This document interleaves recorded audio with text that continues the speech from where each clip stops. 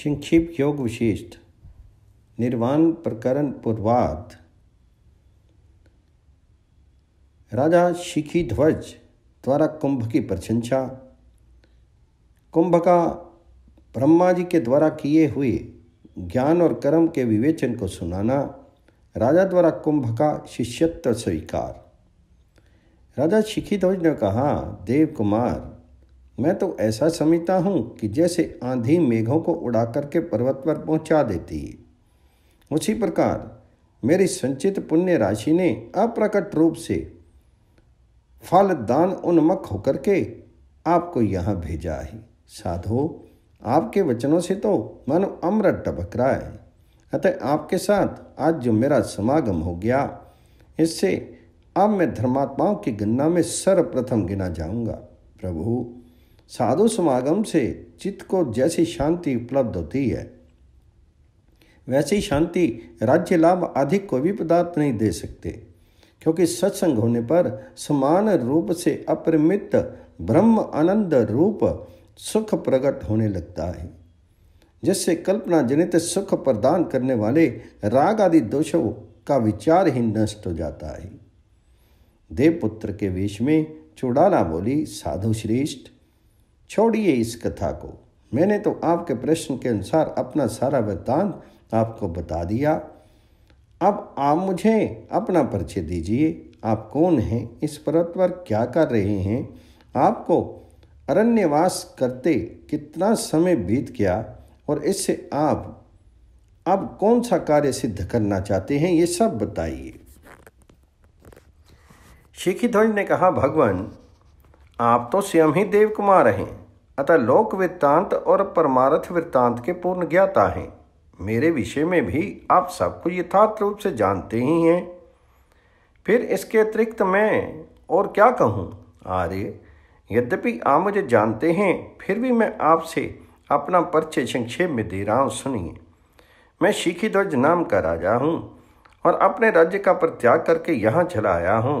मैं संसार भय से भीत हो गया हूँ, अतः इस वन में निवास करता हूँ। तत्वज्ञ, मुझे सबसे बड़ा भय तो इस बात का है कि कहीं संसार में मेरा पुनर्जन्म ना हो जाए। यद्यपि मैं दिगंतों में भ्रमण कर रहा हूँ और कठोर तप भी कर रहा हूँ, तथापि मुझे अभी वास्तविक शांति प्राप्त नहीं हुई है।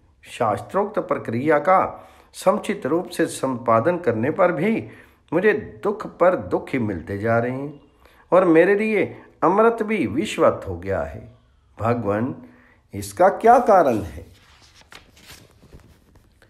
देवपुत्र के रूप में चुड़ाला बोली, साधो, पहले किसी समय मैंने अपने पिता में ब्रह्मा जी से ऐसा प्रश्न किया था, प्रभु, ज्ञान और कर्म, इन दोनों में जो एकमात्र श्रेष्ठकर हो, उसे मुझे बताने की कृपा कीजिए।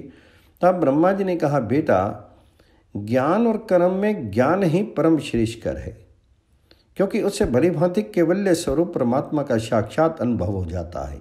परंतु पुत्र, जिन्हें ज्ञान दृष्टि की प्राप्ति नहीं हुई है, उनके लिए कर्म ही सबसे बढ़कर है, क्योंकि जिसके पास रेशमी शाल नहीं है, वह क्या साधारण कंबल को भी छोड़ देता है। अज्ञानी के सभी कर्म सफल हैं, अर्थात जन्म मरण रूप फल प्रदान करते हैं, क्योंकि कर्मों की सफलता में प्रयोजक वासनाएं उसमें बनी हुई हैं। परंतु जो ज्ञान संपन्न हैं, उनके सभी कर्म निष्फल हैं, अर्थात वह जन्म मरण रूप फल नहीं देते, क्योंकि उनकी सारी वासनाएं नष्ट हो चुकी हैं। जैसे ऋतु परिवर्तन के समय पहली ऋतु के गुणों का आगामी ऋतु में विनाश हो जाता है, उसी तरह वासना का क्षय हो जाने पर कर्म फल भी नष्ट हो जाता है। वास्तव में वासना कार्य वस्तु ही है ही नहीं, किंतु जैसे मरुस्थल में असत्य रूप से जल प्रतीत होता है, उसी प्रकार वह मूर्खता के कारण अज्ञानी में अहंकार आदि का रूप धारण करके असत्य रूप से प्रकट होती है। परंतु सर्वम ब्रह्म, सब कुछ ब्रह्म ही है, ऐसी भावना करने से जिसके अज्ञान का नाश हो गया है, उसके मन में वासना उत्पन्न ही नहीं होती। ठीक उसी तरह जैसे बुद्धिमान पुरुष को मरुस्थल में जल की भ्रांति नहीं होती। अपने भीतर से वासना मात्र का पूर्णता पर त्याग कर देने से जीव जरा मरण रहित एवं पुनर्जन्म शून्य परम पद को प्राप्त हो जाता है। देवपुत्र के रूप में चुड़ाला कहती है, राज ऋषि, इस प्रकार जब वे ब्रह्मा आदि महापुरुष भी ज्ञान को ही परम उत्कृष्ट श्रेय बतलाते हैं, तब आप उस ज्ञान से रहित क्यों हैं? भोपाल, इधर कमंडलू है, उधर दंड काष्ठ है, इधर कुश की चटाई है। ऐसे अनर्थों से परिपूर्ण इस संसार में क्यों सुख मान रहे हैं? राजन, मैं कौन हूँ? ये जगत कैसे उत्पन्न हुआ है और किस उपाय से इसकी शांति होगी? इन प्रश्नों पर किस लिए आप विचार नहीं करते? क्यों ज्ञानी बने बैठे हैं? नरेश, जो सगुण निर्गुण रूप परमात्मा के तत्व को जानने वाले हैं, ऐसे महात्माओं के पास जाकर के बंधन कैसे हुआ और मोक्ष का उपाय क्या है, यह प्रश्न करते हुए आप उनके चरणों की सेवा क्यों नहीं करते? यहाँ पर्वत की कंदरा में बैठे इस कठोर तपस्या में आप अपना जीवन क्यों बिता रहे हैं? जिस युक्ति से संसार बंधन से मुक्ति मिलती है, वे तो समतापूर्ण दृष्टि वाले महात्माओं के पास जाकर के उनसे पूछने से, उनकी सेवा से तथा उनके समागम से ही उपलब्ध होती है। श्री विशेष जी कहते हैं, रघुनंदन, उस देवरूपनी कांता चुड़ाला ने जब इस प्रकार ज्ञान उपदेश किया, तब राजा शिखीध्वज की आंखों से अश्रुधारा बहने लगी और वह इस प्रकार बोले। शिखीध्वज ने कहा, देव कुमार, बहुत काल के पश्चात आज आपने मुझे प्रबुद्ध कर दिया। अहो, इतने दिनों तक साधु समागम का परित्याग करके मैं जो वन में निवास करता रहा, ये मेरी मूर्खता का परिचायक है। आप जो स्वयं ही यहाँ पर धार करके मुझे ज्ञान उपदेश कर रहे हैं, इससे तो मैं समझता हूँ कि निश्चय ही मेरे संपूर्ण पापों का विनाश हो गया। समुख, अब आप ही मेरे गुरु हैं, आप ही मेरे पिता हैं, आप ही मेरे मित्र हैं। मैं आपका शिष्य हूँ और आपके चरणों में नतमस्तक हूँ। मुझ पर कृपा कीजिए। भगवान, जिसे आप सर्वोत्तम समझते हों और जिसे जान लेने पर फिर शोक नहीं करना पड़ता तथा जिसको प्राप्त करके मैं मुक्त हो जाऊंगा, उस पर ब्रह्म तत्व का मुझे शीघ्र ही उपदेश दीजिए। देवपुत्र के रूप में चुड़ाला बोली, राज ऋषि, यदि आप मेरे वचनों को उपादेय मानते हों, अर्थात उन्हें सुनने की श्रद्धा रखते हों, तब तो मैं अपनी जानकारी के लिए उस ब्रह्म का उपदेश करूंगा, अन्यथा कुछ भी नहीं कहूँगा, क्योंकि अश्रद्धालु के सामने कुछ कहना निरर्थक होता है। साथ ही जिनके वचनों में श्रोता की श्रद्धा नहीं होती और जिससे कौतूहल से प्रश्न किया जाता है, उस वक्ता के वचन निष्फल हो जाते हैं। शिखीध्वज ने कहा, गुरुदेव, मैं आपसे ये सत्य प्रतिज्ञा करता हूँ कि आप जो कुछ उपदेश देंगे, मैं उसे वेद के विधि वाक्य की भांति निश्चय ही तुरंत ग्रहण कर लूँगा। देवपुत्र के रूप में चुड़ाला बोली, राज ऋषि, जैसे छोटा शिशु अपने पिता के वचन को बिना ननु नच किए प्रमाण बुद्धि से स्वीकार कर लेता है, वैसे ही आप भी मेरे इन वचनों को ग्रहण कीजिए।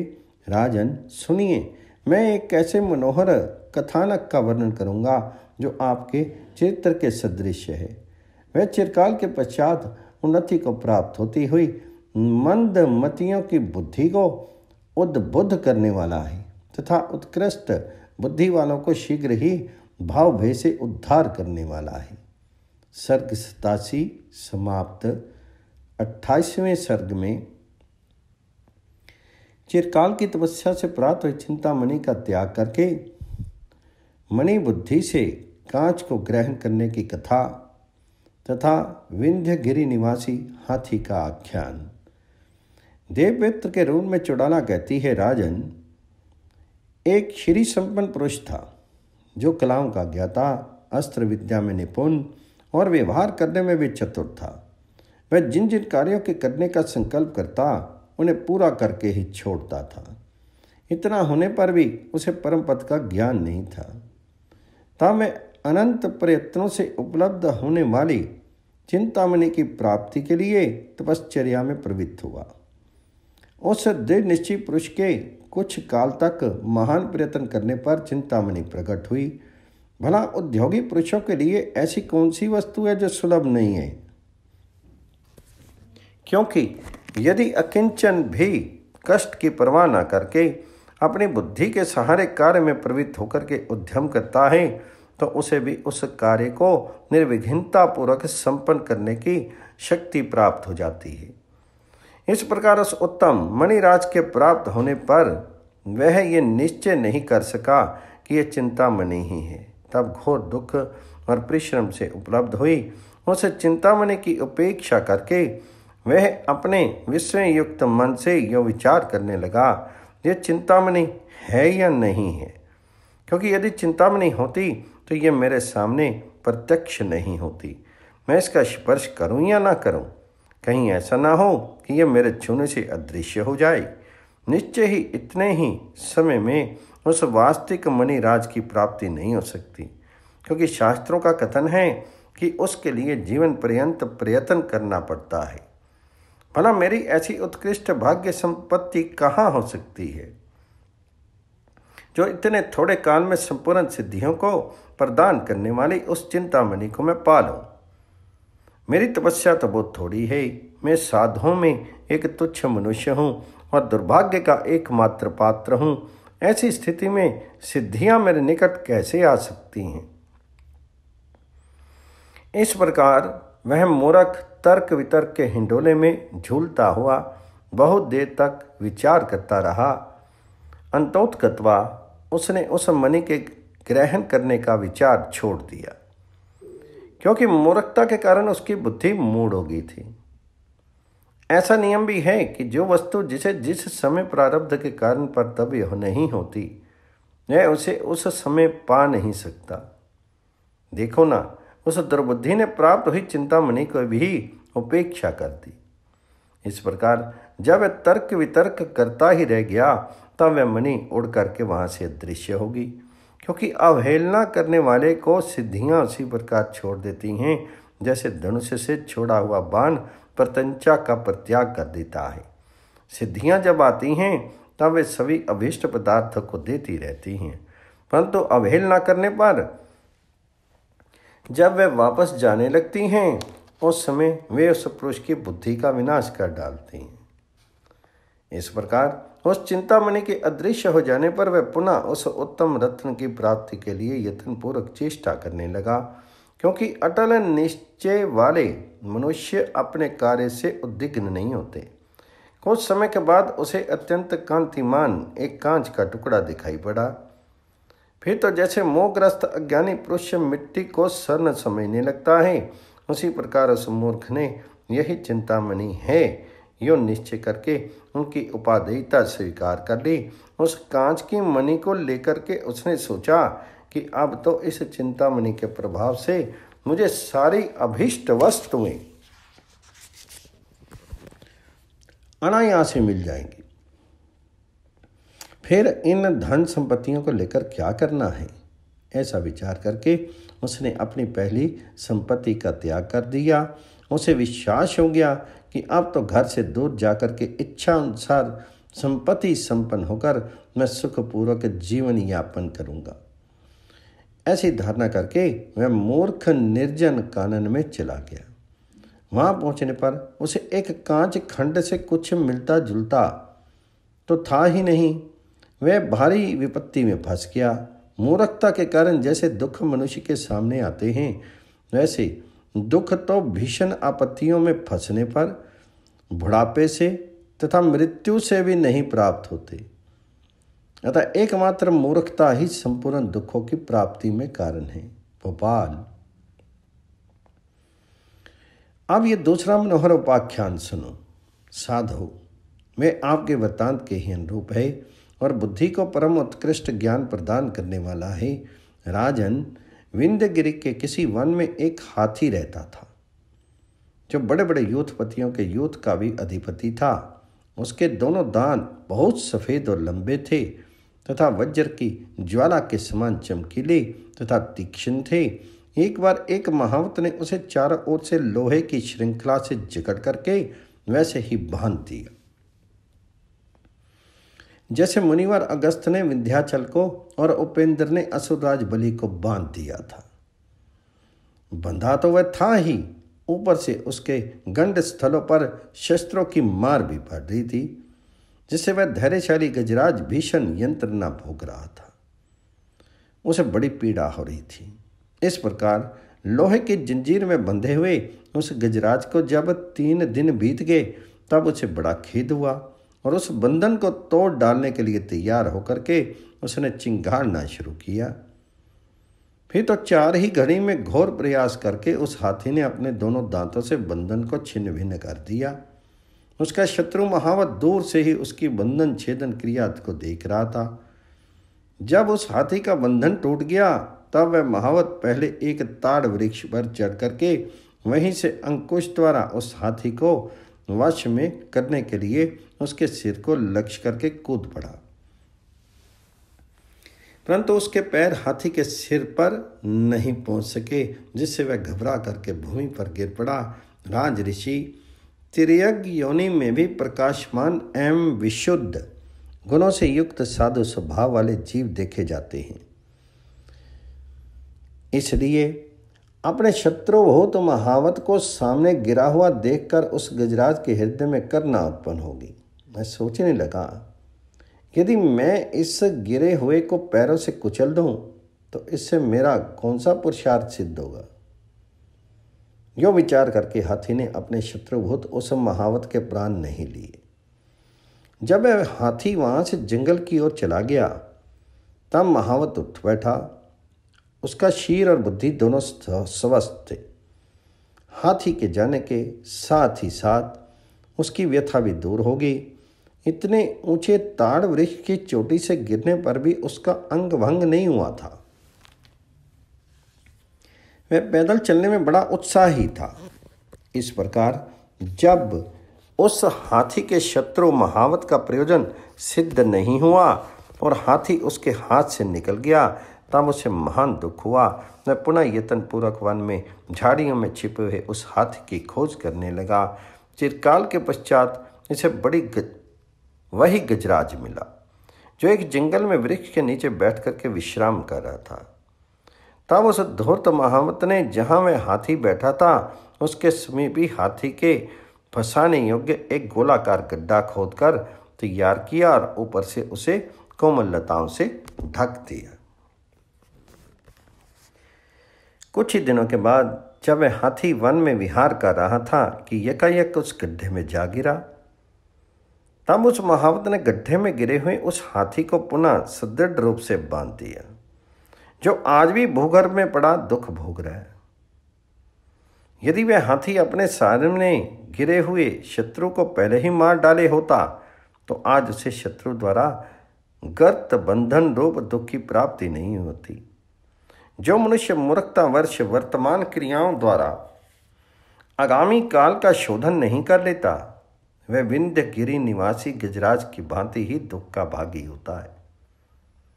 वह हाथी, मैं श्रृंखला बंधन से मुक्त हो गया हूँ, इतने मात्र से ही संतुष्ट हो गया, परंतु दूर चले जाने पर भी मैं पुनः अज्ञानवश बंधन में पड़ गया।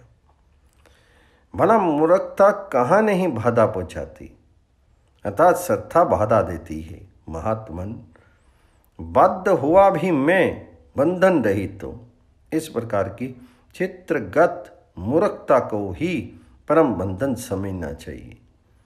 अतः उसे छुटकारा पाने के लिए परमात्मा के संकल्प से उत्पन्न संपूर्ण त्रिलोकी को परमात्मा का स्वरूप समझना चाहिए। जिसे इस प्रकार का ज्ञान नहीं है और जो मूर्खता में स्थित है उसके लिए वह स्वयं ही सहसा समस्त बंधनों का कारण बन जाता है।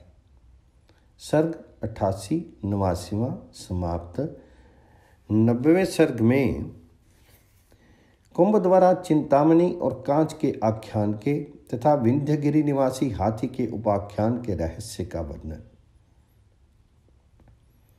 राजा शिखिध्वज ने कहा, देवपुत्र, आपने चिंतामणि की प्राप्ति तथा विंध्यगिरि निवासी गजराज के बंधन आदि का जो कथा प्रसंग मुझे सुनाया है उसका अब स्पष्टीकरण कीजिए। देवपुत्र के रूप में चुड़ाला बोली, राजन, मैंने आपको जो विचित्र कथा सुनाई थी उसका रहस्य भी सुनिए। महीपते, उसमें जो वह शास्त्रार्थ कुशल किंतु तत्व ज्ञान में मूर्ख चिंतामणि का साधक बतलाया गया है वह तो आप ही है। साधो, अकृत्यम सर्वस्व त्याग को चिंतामणि समझिए, जो संपूर्ण दुखों का अंत करने वाली है। शुद्ध बुद्धि पूर्वक आप उसी का साधन कर रहे हैं, किंतु निष्पाप राजन, वास्तविक शुद्ध सर्व त्याग से ही सब कुछ प्राप्त किया जा सकता है, कृत्रिम त्याग से नहीं। यद्यपि आपने स्त्री, पुत्र, धन, दौलत और बंधु बांधवों सहित संपूर्ण राज्य का परित्याग कर दिया है और अपने देश में बहुत दूर आकर इस आश्रम में अपना निवास स्थान बनाया है, तथापि आपके इस सर्वस्व त्याग में अभी अहंकार का त्याग शेष रह गया है। अभी आपके मन में ऐसी धारणा बनी हुई है कि यह सर्वस्व त्याग वह महान अभ्युदयशाली परम आनंद नहीं है, वह तो इससे भी उत्कृष्ट कोई दूसरी महान वस्तु है जो चिरकाल की साधना से उपलब्ध होती है। ऐसी चिंता करने से धीरे धीरे जब आपके संकल्प ग्रहण में पर्याप्त वृद्धि हो गई तब वह त्याग कहीं अन्यत्र चला गया। जैसे वायु के स्पंदन से युक्त वृक्ष का निश्चल रहना असंभव है, वैसे ही जो थोड़ी सी भी चिंता को अपने हृदय में स्थान देता है उसका त्याग कैसे सिद्ध हो सकता है। राजन, चिंता ही चित्त कहलाती है, संकल्प तो उस चित्त का दूसरा नाम है। भला उस चिंता के स्फुरित रहते हुए वस्तुतः चित्त का त्याग कैसे संभव है। साधु शिरोमणि, क्षण भर में ही त्रिलोकी के आधारभूत चित्त के चिंताग्रस्त हो जाने पर निरंजन सरल त्याग की प्राप्ति कैसे हो सकती है। आपका प्राप्त किया हुआ चिंतामणि रूप त्याग अवहेलना कर देने से आपकी सारी उत्कृष्ट निश्चिंता को लेकर के चला गया। कमलोचन, इस प्रकार सर्व त्याग रूपी चिंतामणि के चले जाने पर आपने अपने संकल्प रूपी नेत्रों से देख करके तप रूपी कांच को ही चिंतामणि समझ लिया। जैसे दृष्टि भ्रम हो जाने पर जल में प्रतिबिंबित चंद्रमा में वास्तविक चंद्रमा की भावना हो जाती है, वैसे ही आपने इस दुख भूत तपस्या में ही दृढ़ ग्राह्य भावना कर ली है। पहले तो आपने मन को वासना शून्य करके अनासक्त भाव से सर्व त्याग का उपक्रम किया और पीछे वासना युक्त होकर के अनंत तपस्या की क्रिया स्वीकार कर ली। इस क्रिया में तो दुख ही दुख है। साधो, अब तो आप वर्धमान दुखों से परिपूर्ण राज्य रूपी फंदे से निकल करके वनवास नामक एक दूसरे सुदृढ़ बंधन से बंध गए हैं। इस समय आपको शीत, वात और आतप आदि की चिंता पहले से दुगनी हो गई है। मैं तो ये समझता हूँ कि वनवास के गुण दोष की जानकारी न रखने वालों के लिए वनवास बंधन से भी अधिक कष्टप्रद हो जाता है। आपको मिला तो है कांच का टुकड़ा, परंतु आप समझ रहे हैं कि मुझे चिंतामणि मिल गई। कमल लोचन नरेश, इस प्रकार मैंने मणि प्राप्ति के प्रयत्न की कथा के सदृश आपके चरित्र को सम्यक रूप से आपके सामने प्रकट कर दिया। अब आप स्वयं ही अपनी बुद्धि से उस निर्मल बोध्य वस्तु का विचार कीजिए तथा सर्वत्याग और तपस्या इन दोनों में आपको जो उत्तम प्रतीत हो उसे हृदय में धारण करके परिपक्व बनाइए। राज सिंह, अब आप पूर्ण तत्व बोध के लिए विंध्यगिरि निवासी गजेंद्र के वृत्तांत की व्याख्या सुनिए, यह बड़ी ही आश्चर्यजनक है। मैंने विंध्याचल के वन में निवास करने वाले जिस हाथी का वर्णन किया था वही इस भूमि पर आप हैं। उसके जो 2 श्वेत वर्ण के दांत थे वे ही आपके वैराग्य और विवेक हैं। हाथी को आक्रांत करने में तत्पर जो वह महावत था, वह आपका अज्ञान है जो आपको दुख दे रहा है राजन। जैसे अत्यंत बलशाली हाथी को निर्बल महावत दुख दे रहा था, उसी प्रकार यद्यपि आप अत्यंत शक्ति संपन्न हैं, तथापि मूर्खता रूपी दुर्बल महावत आपको एक दुख से दूसरे दुख में तथा एक भय से दूसरे भय में पहुंचा रहा है। जिस वज्र सदृश से दृढ़ लो श्रृंखला से वह हाथी बांधा गया था, वह श्रृंखला आपका आशा पाश है, जिससे आप सिर से पैर तक बंधे हैं। राज ऋषि, आशा लो की जंजीर से भी बढ़कर भयंकर विशाल सदृढ़ होती है, क्योंकि लो तो काल पाकर के प्राणा होने पर नष्ट भी हो जाता है, परंतु आशा तृष्णा तो दिन दिन बढ़ती ही चली जाती है। वहाँ पास ही छिप करके बैठा हुआ जो शत्रु महावत उस हाथी की ओर देख रहा था, वह महावत आपका अज्ञान है, जो एकाकी बंधे हुए आपकी ओर क्रीड़ा के लिए आंख लगाए हुए है।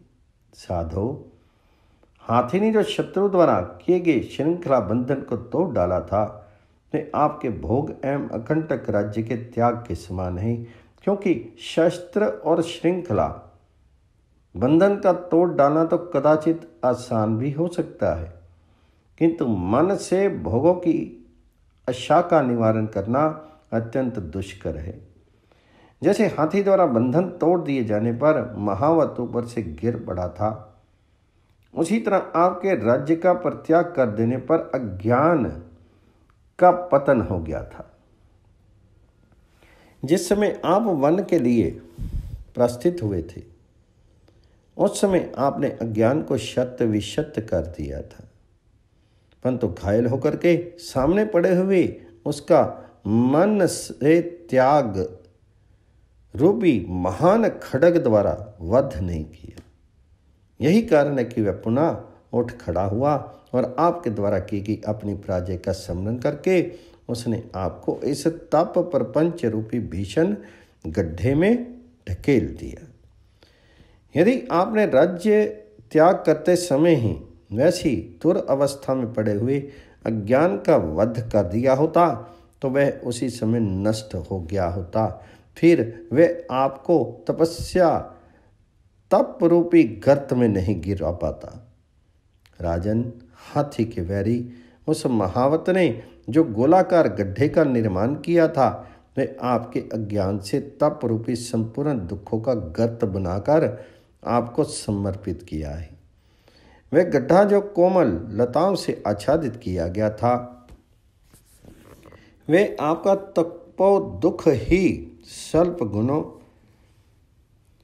तथा सज्जनों के समागम से आवृत है। नरेश, इस प्रकार आज भी आप इस अत्यंत भयंकर अथवा दुखदायक तप रूपी गर्त में बंधे हुए पड़े हैं। भोपाल, आप गज हैं, आशाएं जंजीर हैं, अज्ञान शत्रुभूत महावत हैं, उग्र तपस्या का आग्रह ही गर्त है, भूतल विंध्यगिरी है। इस प्रकार मैंने आपका वृत्तांत हाथी के उपाख्यान द्वारा कह सुनाया। अब आप जैसा करना उचित समझे वैसा ही कीजिए। सर्ग 90-91 समाप्त हुआ।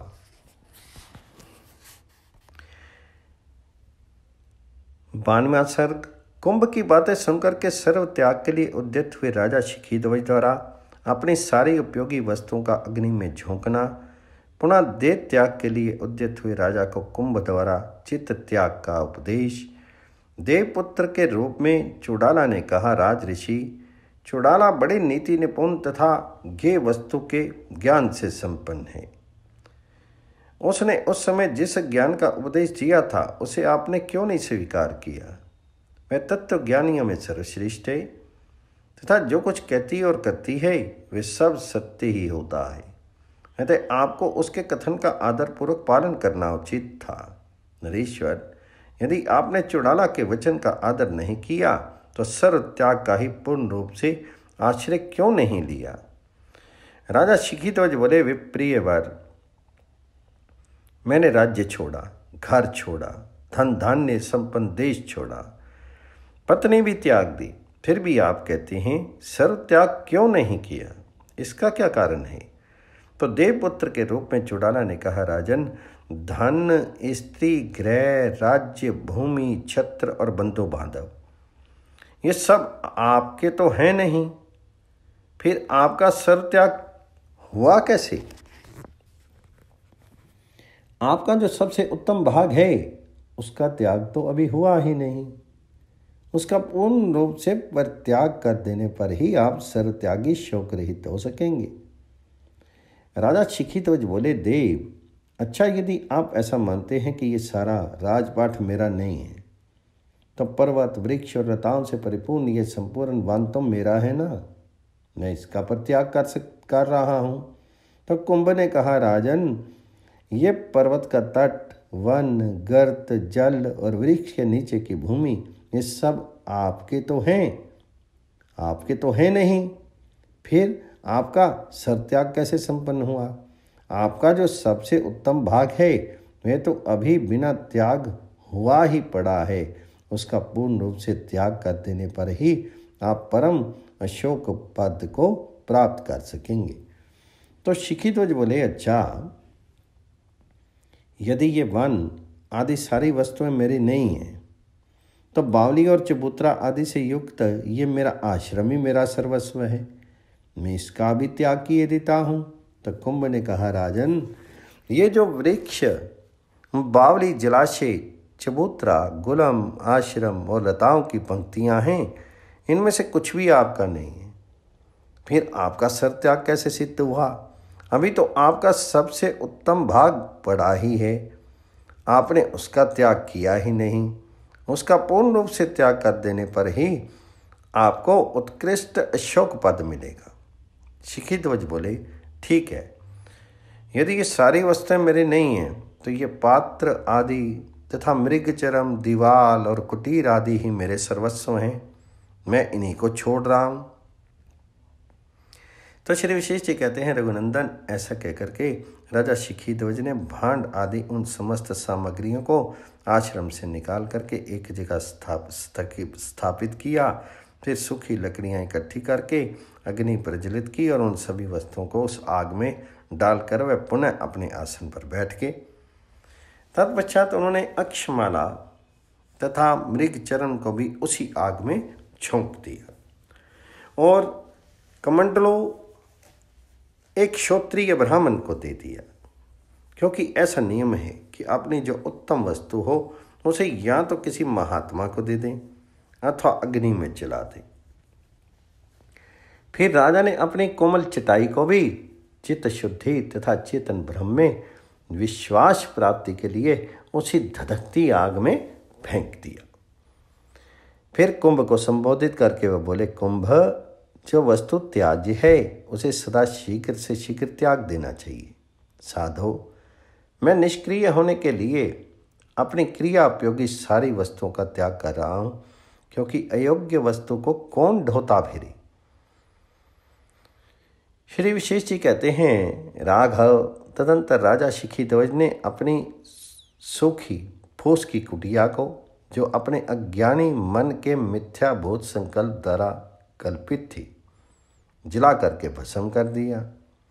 उस मुनि राजा की बुद्धि समता युक्त हो गई थी और मन उद्वेग रिक्त हो गया था, अतः उन्होंने वहाँ जो कुछ भी सामग्री शेष रह गई थी उस सब को क्रमशः जला दिया, यहाँ तक कि उन्होंने प्रसन्नतापूर्वक अपनी लंगोटी और भोजन पात्र तथा भोजन आदि को भी फूंक दिया।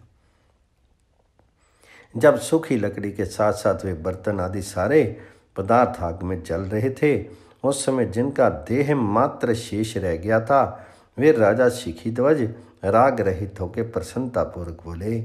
शिखिध्वज ने कहा, देव कुमार, आश्चर्य है, चिरकाल के पश्चात आपने अपने ज्ञान उपदेश द्वारा मुझे प्रबुद्ध कर दिया, जिससे अब मैं वस्तु विषयक वासना का परित्याग करके सर्वत्यागी होकर के स्थित हूँ तथा केवल शुद्ध सुख से संपन्न और ज्ञानमान हो गया हूँ, जिसमें ममता संकल्प प्रयुक्त संग्रह कर्म वर्तमान है, ऐसी ये सामग्री किस काम की।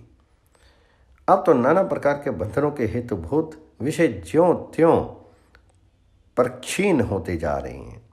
त्यों त्यों मेरा मन परम आनंद में निमग्न होता जा रहा है। मुझे शांति मिल रही है। मैं परम आनंद स्वरूप को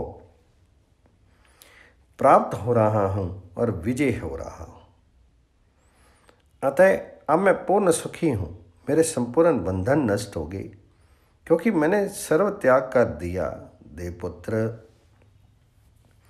महान त्याग करने के कारण अब दिशाएं ही मेरे लिए वस्त्र हैं और दिशाएं ही मेरे लिए घर हैं। यहाँ तक कि मैं स्वयं ही दिशाओं के समान स्थित हूँ। अब बताइए और क्या शेष रह गया है। तो कुंभ ने कहा, महाराज शिखिध्वज, अभी भी आपने सभी वस्तुओं का पूर्णतः त्याग नहीं किया है। अतः सर्व त्याग जन्य परम आनंद की प्राप्ति का व्यर्थ ही अभिनय मत कीजिए। अपने सर्वोत्तम भाग का तो अभी आपने त्याग किया ही नहीं, जिसके पूर्णतः त्याग करने से ही आपको परम अशोक पद की प्राप्ति हो सकेगी। तो शिखिध्वज बोले, देवात्मज, अब तो सर्व त्याग में मेरा ये शरीर जो रक्त मांस में तथा इंद्रियों से युक्त है, ये शेष रह गया है। इसलिए अब मैं पुनः उठ करके बिना किसी विघ्न बाधा के इस शरीर के को गड्ढे में गिरा करके विनष्ट कर दूंगा और सर्व त्यागी हो जाऊंगा। कुंभ ने कहा, राजन, इस बेचारे निरपराध शरीर को आप क्यों महान गर्त में गिराना चाहते हैं। आप तो उस अज्ञानी बैल के सदृश प्रतीत होते हैं जो कुपित होने पर अपने बछड़े को ही मारता है। यह बेचारा शेर तो जड़, तुच्छ और मुकात्मा है, सदा ध्यानस्थ सा बना रहता है। इसने आपका कोई अपराध भी नहीं किया, अतः व्यर्थ ही आप इसका त्याग मत कीजिए। जैसे वायु द्वारा फल आदि का पतन होने पर फलवान वृक्ष का कोई अपराध नहीं माना जाता, उसी प्रकार सुख दुख आदि का अनुभव स्थान होने मात्र से शरीर को अपराधी नहीं कहा जा सकता। स्पंदनशील वायु ही बलपूर्वक फल, पल्लव और पुष्पों को गिराती है। फिर बेचारे साधु स्वभाव वृक्ष का क्या अपराध। इसी प्रकार साधु शरीर ने साधु आत्मा का कौन सा अपराध किया है। कमलोचन, साथ ही शरीर का त्याग कर देने पर भी आपका सर्व त्याग निष्पन्न तो होगा नहीं। फिर व्यर्थ ही आप इस निरपराध शरीर को गड्ढे में क्यों फेंक रहे हैं। देह का त्याग कर देने पर सर्व त्याग सिद्ध नहीं होता। जैसे उन्मत्त गजराज वृक्ष को तैस नैस कर देता है, उसी तरह जिसके द्वारा ये शरीर शुद्ध हो उठता है, उस पापात्मा का यदि आप पूर्णतः त्याग करते हैं, तभी आप महान त्यागी। भूपति, उस पापात्मा का परित्याग कर देने पर देह आदि समस्त पदार्थों का अपने आप त्याग हो जाता है। यदि उसका त्याग नहीं हुआ तो गर्त में गिर करके नष्ट हुआ भी शरीर उस पापात्मा से बारंबार उत्पन्न होता रहेगा। शिखिध्वज बोले, सौंदर्यशाली देव, इस शरीर का संचालन करने वाला वह पापात्मा कौन है। जन्म आदि कर्म का बीज क्या है और किसका त्याग कर देने पर सर्व त्याग संपन्न होता है। तो कुंभ ने कहा, साधु स्वभाव नरेश, शरीर अथवा राज्य का त्याग कर देने से तथा कुटिया जला करके भस्म कर देने से सर्व त्याग संपन्न नहीं होता। वह तो सर्वात्मक एवं सर्वव्यापी संकल्प द्वारा सबके एकमात्र कारणभूत सर्व आत्मा का परित्याग कर देने पर ही निष्पन्न होगा। शिखिध्वज बोले, समस्त तत्व ज्ञानियों में श्रेष्ठ कुंभ, अच्छा यह बतलाइए, आपने जिस सर्था एवं श्रद्धा त्यागने योग्य सर्वगत एवं सर्वात्मक वस्तु का नाम दिया है, वह सर्था किसे कहते हैं। कुंभ ने कहा, नरेश्वर, आप चित्त को ही ब्रह्म, चित्त को ही परमात्मा पुरुष और चित्त को ही जगत जाल समझिए। यह चित्त ही सर्व सर्वात्मा कहलाता है। महिपाल, जैसे वृक्ष का बीज वृक्ष ही होता है, उसी तरह मन ही राज्य, देह और आश्रम आदि समस्त वस्तुओं का बीज है। अतः सबके बीजभूत उस मन का परित्याग कर देने पर सबका त्याग स्वतः ही सिद्ध हो जाता है। भूपते, उस मन के त्याग अत्याग पर ही सर्व त्याग का होना ना होना निर्भर करता है। राजन, ये राज्य अथवा कानन आदि सभी वस्तुएं चित्त युक्त अर्थात चित्त के साथ संबंध रखने वाले पुरुष के लिए केवल दुख रूप है, और जिसका चित्त के साथ संबंध विच्छेद हो गया है उसके लिए यही परम सुख स्वरूप है। जैसे बीज समय पाकर के वृक्ष रूप में परिणित हो जाता है, वैसे ही ये चित्त ही जगत एवं देह आदि आकार धारण करके सब में व्याप्त हो रहा है। जैसे वायु से वृक्ष, भूकंप से पर्वत और लोहार से धौंकनी संचालित होती है, उसी प्रकार इस शीर का संचालन चित्त है। राजन, इस चित्त को आप समस्त प्राणियों के उपभोगों का, जरा मरण और जन्म आदि देह धर्मों का तथा महामुनियों के धर्मों का अटूट खजाना ही समझिए। चित्त ही अपने संकल्प द्वारा जगत तथा देह आदि विविध आकार धारण करके वन में व्याप्त हो रहा है। महीपते, इस प्रकार चित्त ही सब कुछ बनता है। अतः उसका त्याग हो जाने पर सारी आदि व्याधियों की सीमा का विनाश करने वाला सर्व त्याग अपने आप ही सिद्ध हो जाता है। त्याग के तत्वविताओं में श्रेष्ठ राजन, चित्त त्याग को ही सर्व त्याग कहा जाता है। महाबाहो, उसके सिद्ध हो जाने पर विज्ञान अनंत घन सत्य वस्तु का अनुभव अपने आप ही अवश्य हो जाता है। चित्त का अभाव हो जाने पर द्वैत अद्वैत आदि सभी भावनाओं का सर्वथा विनाश हो जाता है और एकमात्र शांत निर्मल अनामय परम पद ही शेष रह जाता है। चित्त को इस संसार पे धन का खेत कहा जाता है। जैसे जल ही तरंग रूप से दिख पड़ता है, वैसे विचित्र चेष्टाओं वाला चित्त ही अपने संकल्प से भाव और अभाव का आकार धारण करने वाले पदार्थों के रूप से परिणित होता है। भूपते, चित्त विनाश रूपी सर्व त्याग से सर्वदा सभी वस्तुएं वैसे ही सुलभ हो जाती हैं जैसे साम्राज्य की प्राप्ति से संसारिक पदार्थों का समस्त अभाव मिट जाता है। जैसे राज्य आदि समस्त वस्तुओं का त्याग कर देने पर अकेले आप अवशेष रह गए हैं, वैसे ही सर्व त्याग कर देने पर एकमात्र विज्ञान आत्मा ही अवशिष्ट रह जाता है। राजन, सर्व त्याग रूपी रस का आस्वादन कर लेने पर जरा मरण आदि कोई भी भय पुरुष को बाधा नहीं पहुंचा सकता। निर्मल कांति वाले महत्व की प्राप्ति का कारण भी सर्व त्याग ही है। अब आप सर्व त्याग करने के लिए प्रस्तुत हो गए हैं, इसी से आपको बृहत्तम बुद्धि स्थिरता प्राप्त हो गई है। नरेश्वर, सर्व त्याग परम आनंद स्वरूप है। इसके अतिरिक्त अन्य सब अत्यंत भीषण दुख रूप है। जो विचार पूर्वक स्वीकार करके जैसा आप चाहते हैं उसी के अनुसार आचरण कीजिए। सर्व त्याग करने वाले पुरुष के पास प्रारब्ध के अनुसार सभी वस्तुएं अपने आप उपस्थित होती हैं। सर्व त्याग के अंदर आत्म प्रसाद ज्ञान वर्तमान रहता है। महाराज, सर्व त्याग सारी संपत्तियों का आश्रय स्थान है। इसलिए जो कुछ भी ग्रहण नहीं करता उसे सब कुछ दिया जाता है। भूपते, सर्व त्याग करके आप शांत स्वस्थ आकाश के समान निर्मल एवं सौम्य आदि जिस रूप में होना चाहते हैं उस रूप में हो जाइए।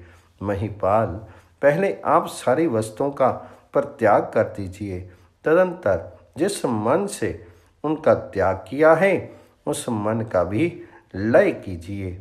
फिर त्याग अभिमान रूपी मल से भी रहित होकर के जीवन मुक्त स्वरूप हो जाइए।